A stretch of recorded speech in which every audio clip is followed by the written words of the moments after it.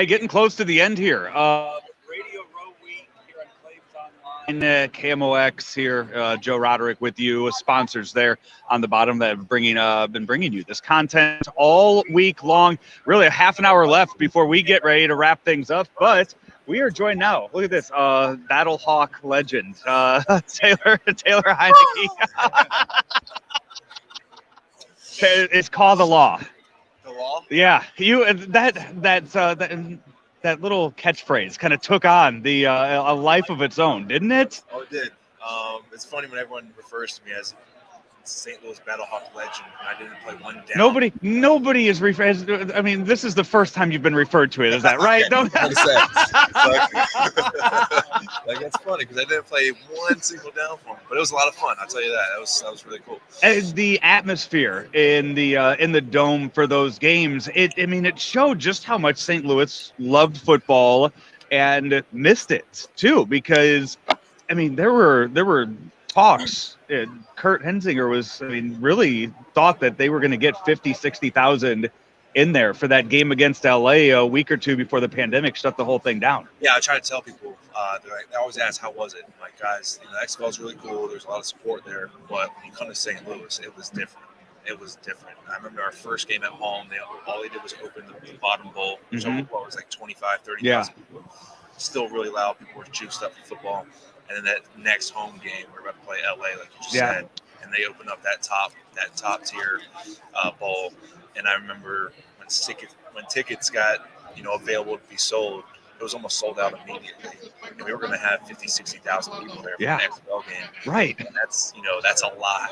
That's almost some people's NFL stadiums right there. So the sport we had was awesome. St. Louis was awesome. I just feel bad for those fans. I really do. And hopefully it comes back, but that's you're NFL quarterback now. It's the journey, and we just had Garrett Gilbert on about an hour or so ago. It's both of you guys, the journey, how he was in the Alliance and now back in the NFL, new Battlehawks, XFL into the NFL. That journey is a lot different than I guess the two quarterbacks in the game on Sunday, Matt Stafford and Joe Burrow. Oh yeah, everyone's got their story. Yeah, and when I go back and I train some kids in the off season, they always ask me what it's like. What do I need to do to get there? And I'm like, listen, just work hard, because if you're good enough, you'll make it there. It doesn't matter if you go to ACC, SEC, any type of school. You can go to a D2 FCS school. It doesn't matter. If you keep working hard and you're good enough, they'll find you. So I think my story, I think Garrett's story is just it's great for those young kids that feel like they don't have a shot. Just keep working hard. We had Austin Eckler on earlier of the Chargers, and he went Western Colorado, where he went to Division II school, and it really showed. Yeah, you have these guys, as we mentioned, the SEC guys are SEC quarterbacks. Everybody can go a different route. It is, the talent, the hard work is where it is in the end. It's bizarre. And another thing I like to point out too is when I'm talking to these kids, you don't have to be drafted in the first 4 rounds either. The amount, if you want to see a bizarre statistic, you just go and look at the amount of undrafted players that are on rosters in the NFL. It's bizarre.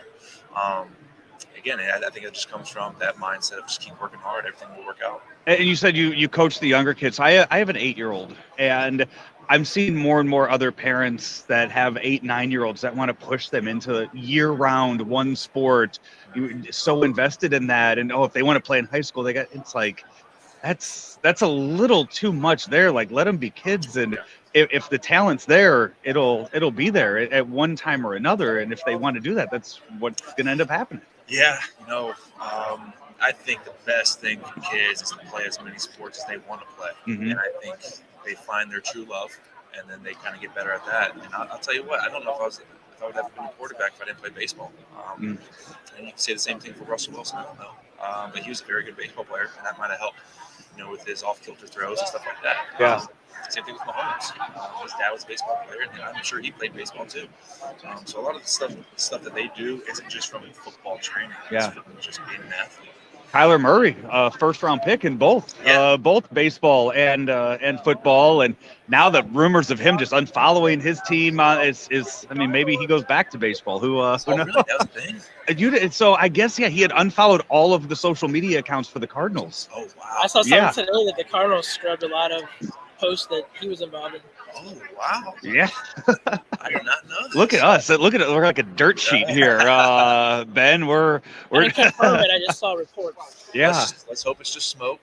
Right? Because he's very fun to watch and he's good for the game. So I don't know the baseball thing. I'm throwing that out. I mean, Yeah. obviously he's a very good NFL quarterback, and it would be really silly to do that, especially in the state of baseball right now too. That's true. That's true. Yeah. It's who knows what's going to go on with that.